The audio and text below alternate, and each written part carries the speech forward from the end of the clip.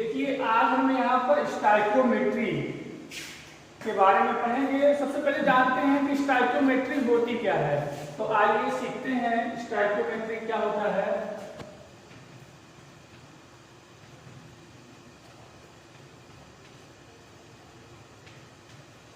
देखिए जो आपका स्टाइकियोमेट्री वर्ड है ये कौन सा ग्रीक वर्ड है। कौन सा वर्ड है ये ग्रीक शब्द है। ग्रीक शब्द से लिया गया है जिसका मतलब क्या होता है, ये दो शब्दों से मिलकर बना हुआ है। किन शब्दों से मिलकर बना हुआ है? दो शब्दों से मिलकर ये बना हुआ है। एक को बोलते हैं स्टाइकियोन और दूसरे को क्या बोलते हैं? मेट्रोन। मेट्रोन। तो यानी कि ये जो स्टाइकियोमेट्री है दो शब्दों से मिलकर बना है। एक को बोलते हैं स्टाइकियोन और दूसरे को बोलते हैं मेट्रोन। अब स्टाइकियोन का मतलब क्या होता है? तत्व होता है। इसका मतलब क्या होता है? तत्व। यानी स्टाइकियोन का जो जनरल मतलब है या हिंदी में उसका मतलब है वो तत्व है, और मेट्रोन का मतलब है मापना। मापना, ठीक है। तो यानी जो स्टाइकियोमेट्री वो है वो क्या है? तत्वों को मापने का एक तरीका है। आई समझ में? तो स्टाइकियोमेट्री जैसा हमने आपको बताया कि ये ग्रीक शब्द है, ये दो शब्दों से मिलकर बना हुआ है, स्टाइकियोन और मेट्रोन, जिसका मतलब होता है स्टाइकियोन का तत्व और मेट्रोन का मतलब होता है मापना। तो चलिए आगे चलते हैं, इसको आप नोट कर लीजिए। आगे देखते हैं क्या है। अब स्टाइकियोमेट्री की परिभाषा, सबसे पहले हम यहाँ पर परिभाषा की बात करते हैं कि स्टाइकियोमेट्री की परिभाषा क्या होगी। तो देखिए है क्या यहाँ पर कि किसी भी संतुलित रासायनिक अभिक्रिया में अभिकारकों तथा उत्पादों के मात्राओं का जो निरूपण है उसे क्या कहते हैं? स्टाइकियोमेट्री। तो यहां हम लिख सकते हैं कि संतुलित रासायनिक अभिक्रिया, संतुलित रासायनिक अभिक्रिया में अभिकारकों तथा उत्पादों के मात्राओं को निरूपित करने के लिए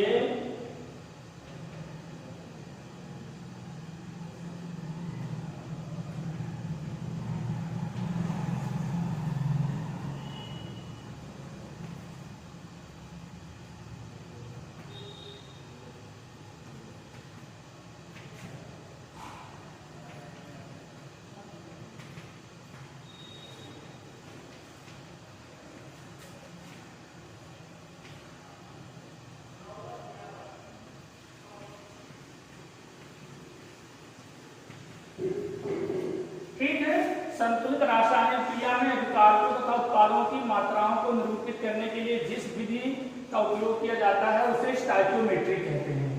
आई बात समझ में? तो ये हो गई इसकी परिभाषा। परिभाषा आपको नोट्स में भी दिया गया है, पर इस तरह की परिभाषा हम इसको यहाँ पर मेंशन करते हैं। अब आगे चलते हैं कि एक्चुअली में स्टाइकियोमेट्री का एक्चुअल मीनिंग क्या है। तो देखिए है क्या कि जैसे कोई आपका अभिकारक है वो कितना अब रासायनिक क्रिया में उसकी आवश्यकता होगी और कितनी मात्रा में उत्पाद आपका बनेगा। अगर किसी भी रासायनिक क्रिया में इस तरह की चीजों का हमें जानकारी चाहिए तो हम जो है स्टाइकियोमेट्री द्वारा पता कर सकते हैं। तो चलिए देखते हैं, एक हम संतुलित रासायनिक क्रिया लेते हैं और उस रासायनिक क्रिया से हम यहाँ पर सीखते हैं कि कैसे हम इस चीजों को इन चीजों को कर सकते हैं या करेंगे। तो आइए देखिए, हमने मान लिया कोई संतुलित रासायनिक क्रिया कुछ इस तरह से है। जैसे मान लीजिए CH4 है, इसका हमने दहन करवाया। CH4 का जब हम दहन कराते हैं यहाँ पर तो क्या बनता है? यहाँ पर बनता है CO2 + H2O। तो अभी ये संतुलित नहीं है, संतुलित करना है तो संतुलित करना आपने 9th क्लास में 10th क्लास में खूब सीखा है। इस तरह से हमने इसको संतुलित कर लिया। अब इस संतुलित रासायनिक क्रिया में हमें इसकी मात्रा जाननी हो या इसकी मात्रा जाननी हो, इनकी या इनकी, यानी कि ये हमारे अभिकारक हैं। क्या है? ये हमारे अभिकारक हैं और ये क्या है? हमारे उत्पाद हैं। तो हमें चाहे अभिकारक की मात्राओं का आकलन करना हो या उत्पाद की मात्राओं का आकलन करना हो, हम कर सकते हैं। किसके द्वारा? स्टोइकियोमेट्री द्वारा। तो चलिए देखते हैं,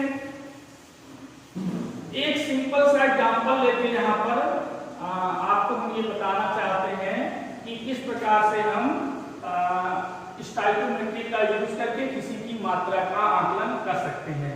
तो उदाहरण के तौर पर हम मान लेते हैं कि यहाँ पर ऐसे दिया हुआ है कि मीथेन के 16 ग्राम दहन से प्राप्त H2O की मात्रा बताइए। यानी कि अगर हम मीथेन का दहन करते हैं तो हमें कितना H2O यानी पानी की मात्रा प्राप्त होगी। तो ये आपका इस तरह से सवाल हो गया। एनसीईआरटी में सवाल दिए हैं इस तरह से। तो आप देखिए इसको कैसे सॉल्व करेंगे। इसको जो सॉल्व करने का तरीका है वो देखिए, हम यहाँ पर एक सिंपल तरीके से फॉर्मूला आपको बता देते हैं। उस फॉर्मूले को यूज करके आप किसी भी प्रकार का यहाँ पर न्यूमेरिकल्स सॉल्व कर सकते हैं। तो देखिए फॉर्मूला क्या है यहाँ पर, जो हम फॉर्मूला यूज कर रहे हैं यहाँ पर वो ये है कि m1 upon m2 equal to w1 upon w2। ये एक फॉर्मूला है जहां पर m1 m2 क्या है? अभिकारक तथा उत्पादों के अनुभार हैं। ठीक है। और ये w1 w2 क्या है? प्राप्त, या यहाँ पर w1 जो है वो कितना आपका मीथेन यूज हुआ है, यानी कि अभिकारकों की भार है, और कितना प्राप्त हुआ है उत्पाद, उसका भार है।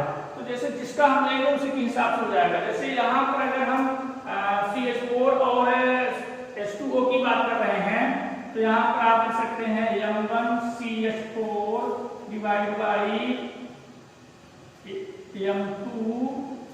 M2H2O। इस तरह से हो जाएगा कि बराबर W, यहाँ पर हम ले रहे हैं CH4 को, तो यहाँ पर CH4 हो जाएगा और आपका यहाँ पर W जो है ये वाला H2O हो जाएगा। बस देखिए हमने इसको इस तरह से रिलेट कर लिया, तो इस तरह से इसका रिलेशन आता है। ठीक है। तो अब आगे देखिए, इसको हम कुछ इस तरह से करते हैं। हमें M1 यानी कि अनुभार CH4 का अनुभार क्या होता है? तो CH4 का अनुभार निकालें तो एक कार्बन है, कार्बन का 12 होता है। ठीक है ना? प्लस एक हाइड्रोजन है और 4 हाइड्रोजन है और एक का अनुभार 1 होता है। सो यहाँ पर करेंगे तो 16 आ गया। इसको हमने ग्राम में ले लिया। अच्छा, अब हम H2O का निकालते हैं तो H2O का कितना हो जाएगा? यहाँ पर अनुभार देखिए 1H 2H है तो 2 × 1 प्लस ऑक्सीजन का 16 होता है, संख्या में 1 है, तो इसको कैलकुलेट करेंगे तो ये 18 हो जाएगा। कितना हो जाएगा? 18 हो जाएगा। अब है क्या यहाँ पर कि देखिए 2 मोल हैं, तो अगर हम यहाँ पर 2H2O यूज कर रहे हैं अगर, तो इसका हो जाएगा 2 × 18 हो जाएगा, दैट इज 36 ग्राम हो जाएगा। ठीक। तो देखिए हम इस तरह से इसको कर लिए हैं। अब यहाँ पर हम रख देते हैं, हमें सब चीजें पता है। तो देखिए इसको हटा दे रहे हैं। आपने नोट कर लिया होगा, इसको नोट कर लीजिए एक बार, स्क्रीनशॉट वगैरह ले लीजिए। अब देखिए हम इसको कैसे सॉल्व कर रहे हैं इस साइड। अब जो फॉर्मूला है तो फॉर्मूला हम यूज कर रहे हैं, तो हमें 16 दिया हुआ है इसका, डिवाइड बाई यहाँ पर 36 हो जाएगा, बराबर 16 इसका भाग दिया हुआ था न्यूमेरिकल में, और W2 आपसे था आपसे। तो बस सॉल्व कर लीजिए इसको, ये हो जाएगा आपका WH2O = 36 ग्राम। बस इस तरह से आप कर लेंगे यहाँ पर। तो ये जो आपका न्यूमेरिकल्स है, वो जो फॉर्मूला हमने बताया था उसी फॉर्मूले के बेसिस पर ये न्यूमेरिकल आपके आसानी से हो जाएंगे। इसको नोट कर लीजिए। अब देखिए हम यहाँ पर और न्यूमेरिकल दिए हैं, वो आप एनसीईआरटी में भी कर सकते हैं। देखिए इसको और तरीके से भी कर सकते हैं, ऐसा नहीं कि यही तरीका है, और भी तरीके हैं। एक तरीका देखिए, दूसरा तरीका यहाँ पर हमने विधि नंबर उसको 2 लिख दिया, इसको लिख रहे हैं। कैसे करेंगे? जैसे आपको दिया था CH4 दिया था प्लस यहाँ पर 2O2, इस तरह से दिया था आपको CO2 दिया था प्लस 2H2O। इसका देखिए अब भाग कितना है, इसका 16 ग्राम ले लिया हमने। और हमको देखिए इनसे तो मेरा मतलब है नहीं, इसको वाटर के बारे में पूछा है, तो 2 इंटू इसका कितना हो जाएगा 18, 36 ग्राम हो गया। तो देखिए इसको हम कैसे करेंगे, इसको तरीका क्या करने का है, 1 मोल से कितने मोल प्राप्त हो रहा है, 1 मोल CH4 से कितने मोल प्राप्त हो रहा है, 2 मोल वाटर प्राप्त हो रहा है। तो 1 मोल CH4 से कितने मोल, 2 मोल इसके H2O का प्राप्त हो रहा है। तो 1 मोल का मतलब CH4 लगता है 16 ग्राम इक्वल टू कितना हो जाएगा यहाँ पर आपका 2 इंटू 18 हो जाएगा 36। इसका मतलब कि 16 ग्राम से कितना ग्राम मिलेगा, 36 ग्राम मिलेगा। ये भी है एक तरीका, मेथड ऐसे भी आप कर सकते हैं। अब आगे देखते हैं, यहाँ पर एक हम कुछ नया पढ़ने वाले हैं, टॉपिक थोड़ा सा मैं चेंज करता हूँ, और नया टॉपिक इसमें आपका आ रहा है।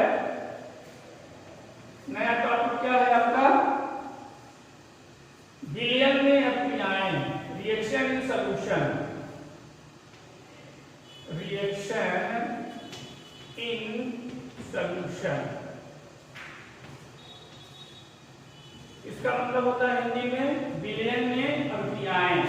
तो देखिए है क्या कि विलयन में अभिक्रियाओं का मतलब है क्या, यहाँ पर अगर हम देखें तो विलयन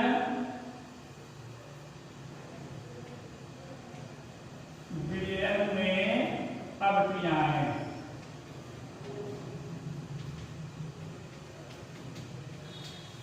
तो विलयन में अभिक्रियाओं से मीनिंग क्या है, यहाँ पर विलयन में अभिक्रियाओं से मतलब यह है कि जैसे मान लीजिए कि अभी हमारे पास है पदार्थ की मात्रा है, ठोस अवस्था में अगर वो है, तो हम क्या करते थे आसानी से, जो इससे पहले वाले मेथड्स हैं उन मेथड्स के थ्रू हम क्या कर लेते थे, उसको कैलकुलेट कर लेते थे।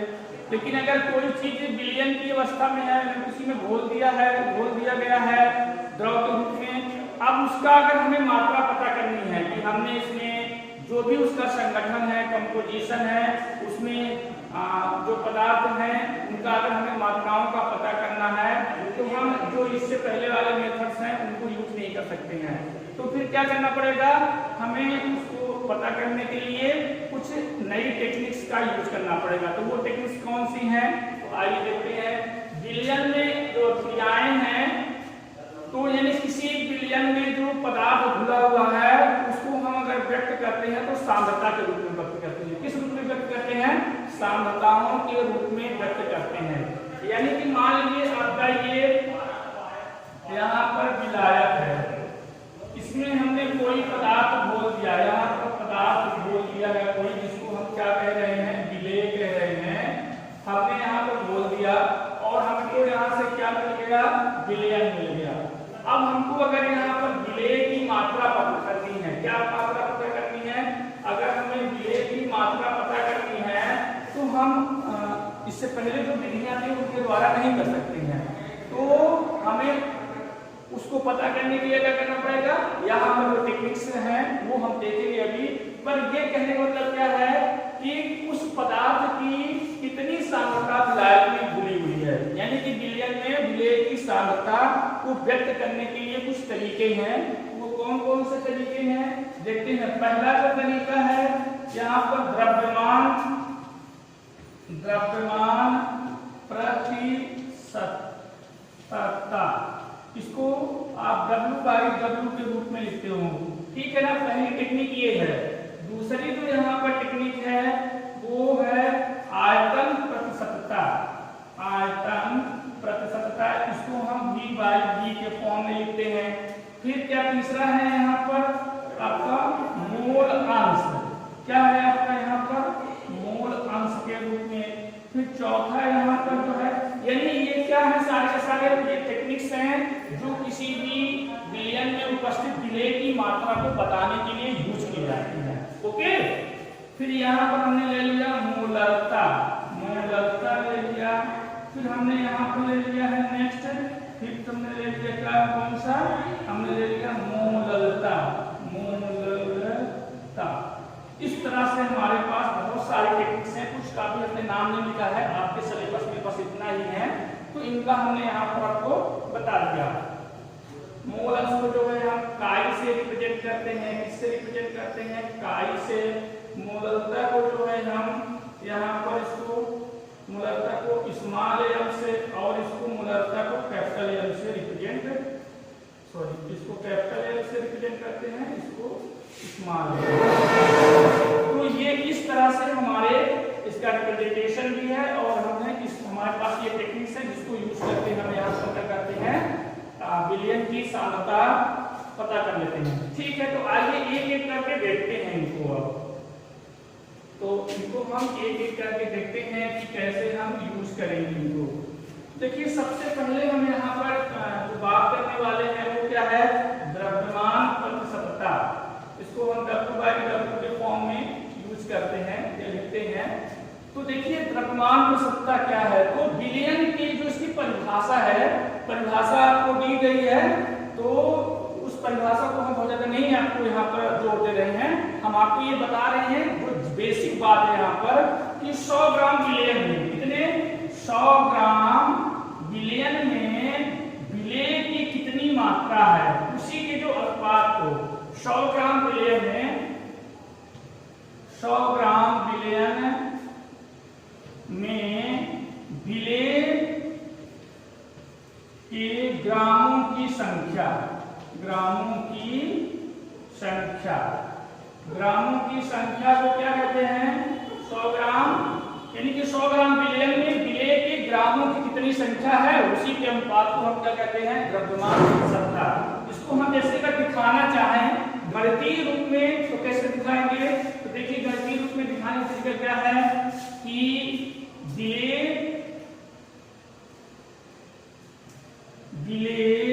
की द्रव्यमान प्रतिशतता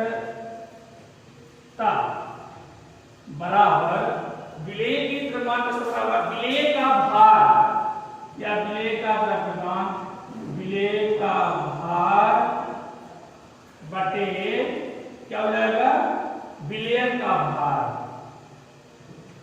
विलयन का भार या द्रव्यमान इंटू 100। तो देखिए, हमें विलय का भार पता करना है, प्रतिशतता बता दी गई है आपको और ये बता दिया गया है, तो आप क्या कर सकते हो, आसानी से कैलकुलेट कर सकते हो। एक एग्जांपल लेके समझते हैं, थोड़ा सा इसको और अच्छे से क्लियर करते हैं। तो देखिए, उदाहरण हम ले रहे हैं यहाँ पर, जैसे आपको क्या लिख दिया गया है, 10% ग्लूकोज का विलयन, 10% ग्लूकोज का विलयन W/W के रूप में है। तो इस शब्द का तात्पर्य क्या है, ये जो भाषा लिखी गई है इसका तात्पर्य क्या है कि हमारे पास जो विलेय है, जो विलेय है, विलेय का द्रव्यमान या भार कितना होगा, 10 ग्राम, ठीक है। और विलायक का भार कितना हो जाएगा, यहाँ पर विलायक का जो भार है कितना जाएगा भाई, 90 ग्राम हो जाएगा। दोनों को ऐड कर दिए, ये किसका भार आ गया, विलयन का भार आ गया। तो इस तरह से इसका मीनिंग ये हुआ कि विलेय का जो भार है वो 10 ग्राम है और विलायक का भार 90 ग्राम है, ठीक है। तो अब देखिए, और बहुत सारी हेडिंग्स हैं तो थोड़ा समय लगेगा, तो हम नेक्स्ट वीडियो में आपसे फिर से मुलाकात करेंगे। तब तक के लिए धन्यवाद।